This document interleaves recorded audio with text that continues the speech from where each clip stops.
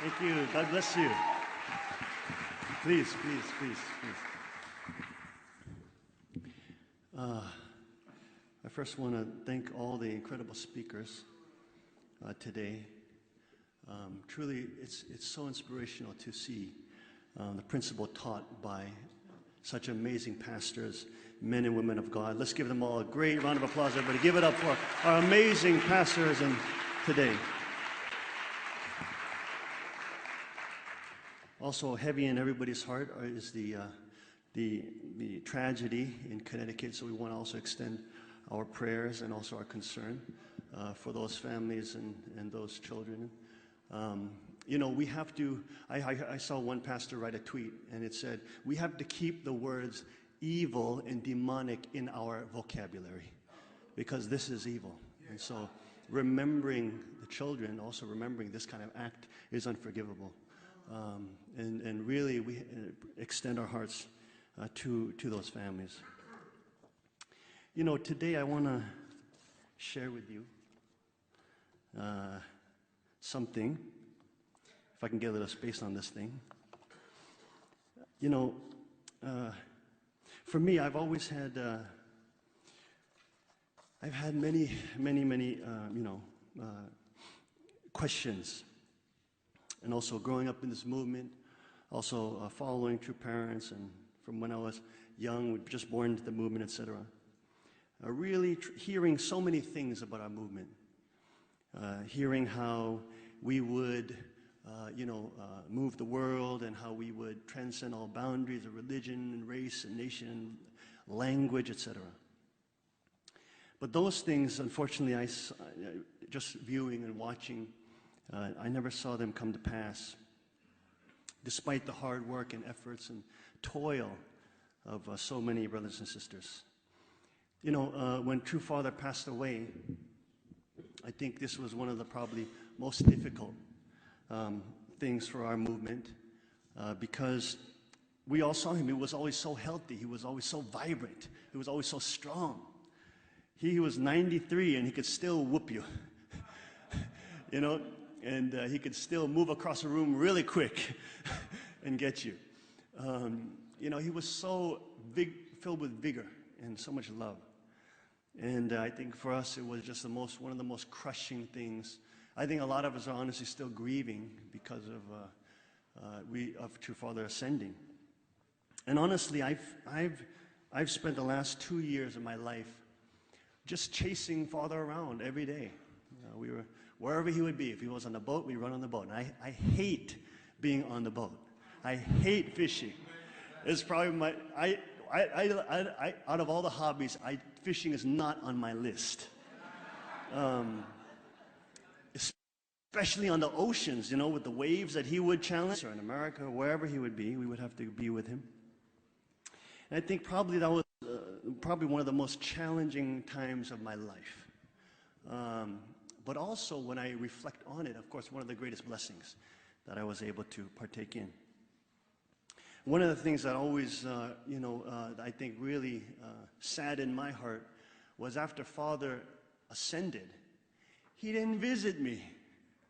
You know, he didn't come in dreams, or he didn't come in visions, or, you know, nothing, just silent. I remember when my brother Yongjung passed. I mean, Yongjung was, you know, I saw him in dreams, and, you know, and also all such things. I had experience with Yongjung, holding my hand and things like that. But here I am with True Father. I've been with him for the last 2 years. He's just the center of my entire existence. You know, I'm supposed to be the head of the movement, but I'm really chasing him around every day. You know, and he's not coming back. He's not visiting me. So I was really crushed. You know, I thought maybe if I change my hairstyle, he'll come. You know, because it was getting kind of long and luscious, and but I said, you know, I got to shave it off again, how I like it, you know, nice and bald. But you know, I think many people say I look like a Zen monk, and Zen monks are known to shock people. So actually today, I hope I can shock you a little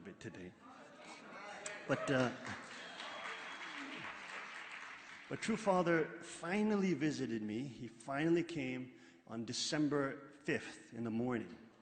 And so that for me was huge, and it was so meaningful. It was probably the clearest he's ever come. December 5th is the day actually the ACLC, the executive committee, came and visited us at East Garden. And so it was in preparation for that, I believe. The 13,000, I think, was weighing on Father's heart. And he came in a vision, very strong. The scenario was that there was some kind of blessing. And Father was very angry. He was very angry. He was filled with holy wrath.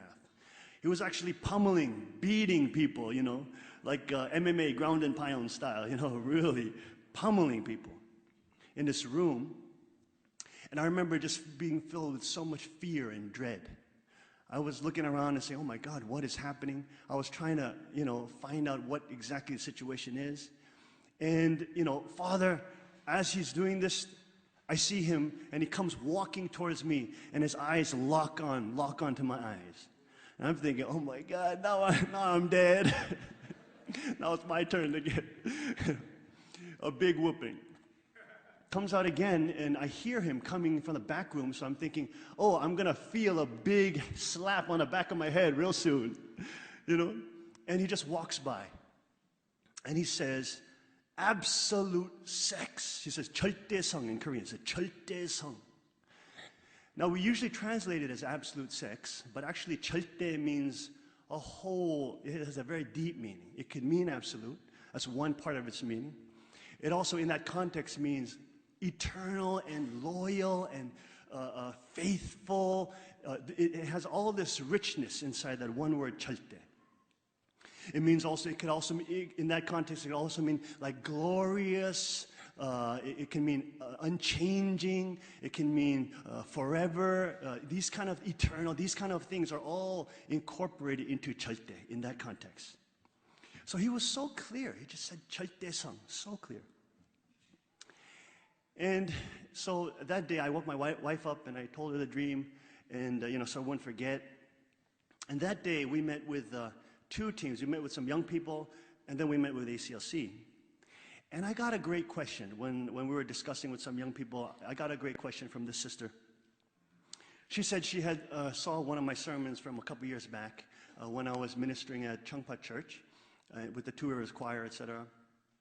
And she said, in one of your sermons, you said that, True Father comes and completes all the traditions. For Judeo-Christianity, he is in the position of the Messiah. And for Buddhism, he is a position of Maitreya, Buddha. And for Islam, the Mahdi. And for Hinduism, the Kalki. And for Confucianism, the true righteous man. And she said, what about for people who don't believe in religion? What about people like that? In the principle, who we call conscientious people of the age, that are prepared by God, maybe seeking God through science or knowledge, etc. And then it's such a difficult question. I don't know, that is such an enormously difficult question.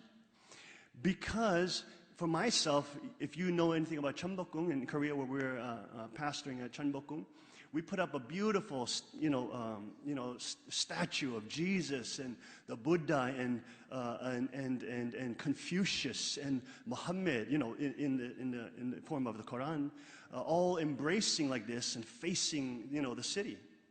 And this is really, I was very proud of that, because of somebody who studied so many religions.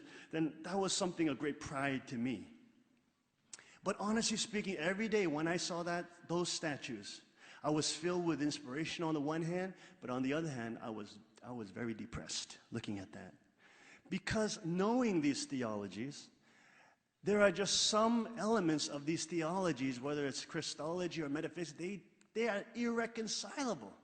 It is almost impossible to reconcile these through even theological discussion. And so I would always be depressed. Looking at them, I would always be depressed, but also inspired. And so when this sister asked me this question, all these things are flowing through my mind. And I just blurt out, absolute sex, 절대성. And she's like, what? And actually, if you think about it, this is what I said to her. I said, if you think about it, everybody is actually thinking about sex. Nobody's talking about it, but everybody's thinking about sex. Buddhist monks are thinking about sex. Priests are thinking about sex. Imams, beyond religion, beyond race, language, beyond age groups or racial boundaries. Actually, everybody is thinking about sex. It's so omnipresent, it's so omnipotent, it's everywhere you walk, everywhere you go, every time you turn on a computer, every time you turn on TV, all we see is sex. And so, you know, I'm sitting here talking to the sister and saying to her, this is already what everybody is thinking about. But there's it's like religions are silent on this central issue. Silent. In the Buddhist monastic code, in the Vinaya Pitaka,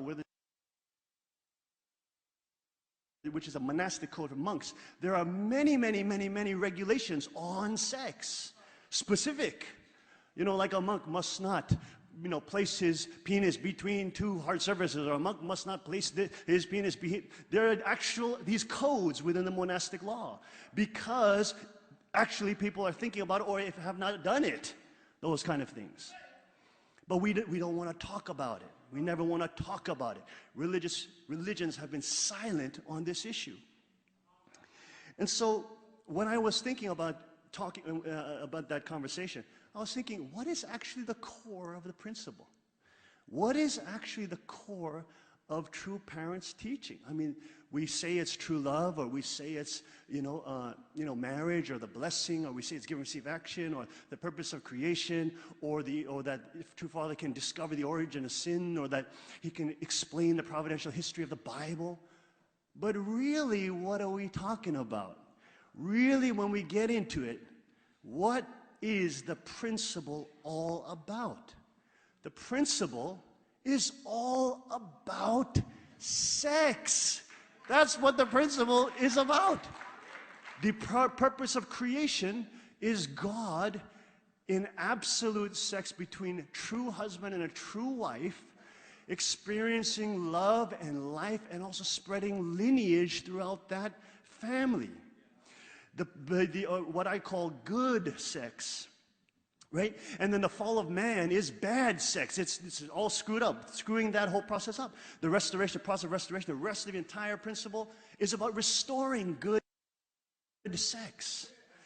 Actually, the whole principle, the entire Father's teaching, whether you talk about true love, or husband and wife relationship, or living for the sake of other, or whether all these wonderful things that exist within his teaching, when you get down to the core of what it is he's actually teaching about, when we get through all the shyness and the bashfulness and the red cheeks and everything, he's actually talking about sex. He's talking about good sex.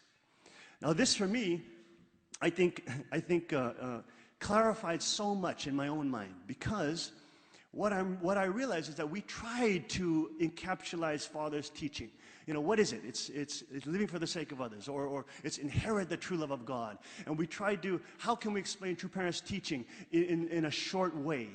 But actually, true parents' teaching, again, falls just on this fundamental topic, this fundamental theme that actually transcends every single demographic, age group, every boundary. Everybody's actually saturated, and brain is filled with sex. Unfortunately, in this world, it is bad sex which saturates our mind, and the people who are most vocal about sex are promoting not traditional marriages, or not long-lasting relationships like that, but what Father would call the free love, or homosexual type of sex, but very vocal about this, so that we can't not hear it, Right? So where we go in society, wherever we go, or even in our schools, teaching middle school kids about sex and education, about, penis and vagina, and also, putting condoms on bananas. This is a reality of our kids that have to grow up in this world. But religious people don't want to talk about it because it's unholy, because we had to be celibate, and we're not supposed to be talking about these issues. It's not holy. See, this is why Father is so radically different. When I was with him every day, I would get a lecture on absolute sex. He would talk about it all the time. He would talk about it in the morning. We'd talk about sex. In the lunchtime, he'd talk about sex. At dinner time, he's talking about sex. Before he goes to bed, he's talking about sex. In the morning, when we wake up, he's talking about sex. Every time, above 20 minutes long, Father is talking about sex. Concave, convex, penis, vagina. Every day. It was a reality every day. Father was talking about this all the time. And yet all of us would hear this and we would be shy. We'd think, what the heck is Reverend Moon talking about? Why is Father talking like that? I remember he had world presidents. We had the president of Samoa, I believe, or one of the presidents of Oceania, in Hundoke, and Father was going into graphic detail about sex. And he's sitting there thinking, what is going on? The translators didn't want to translate Father's words. So why is he talking so much about sex? And we are closing our ears. We don't want to hear about it. We're embarrassed about it. If you think about it, the only voice that's out there proclaiming and celebrating sex is, as Father would always say, is Satan, who has dominated the world, who has controlled the minds and hearts of all by infusing it every day, 24 hours a day, every time you turn on the TV and the computer and the radio and the whatever, saturated by bad sex. So I was a little shocked, to discover, hey, my God, Father, the core of all your teachings is actually, you're talking about sex. I didn't know that it was, even though you were beating it into our heads every day for the last 2 years, hundreds and hundreds of days, we still it didn't come clearly in our mind. And so I took a look at some of Father's words. I just looked it up in Cheonseongeong just to see. And I got this huge list of Father talking about absolute sex. And absolute sex being a very broad and beautiful meaning with sex. I think one of the things as a young person going with this movement, all we hear is about the fall. We hear about bad sex and evil sex and fallen sex. It's terrible, it's horrible, it's destroyed everything, it's created Satan's lineage throughout the world, and you have to, and it's evil, it's so evil. And then once we're blessed, it's okay, bye-bye, I can have lots of children. All we heard is that it was evil, it was terrible, it's demeaning, it's degrading, it's wicked. That's all we heard. Where is the movement where we are also hearing about the glory, the joy, the pleasure, the enjoyment, where God is indwelling within sex? See, we don't want to talk about it. We all think about it. We don't want to talk about it. Me too. I'm more like a Buddhist monk. My God, I don't want to talk about it all the time. But my God, Father was so clear in this vision. He was so clear. This is the center of it all. So let's look at some of his words. Just in case some of you don't believe me, let's look at some of his words. Well, this is in 96 in D.C. This was In Search of the Origin of the Universe. Let's read it together. Then what did God, this is where we had so many dignitaries. We had high-level VIPs there, and we had this beautiful banquet, and it's very, classy, and here Father goes. Okay, what's he going to talk about? Let's read.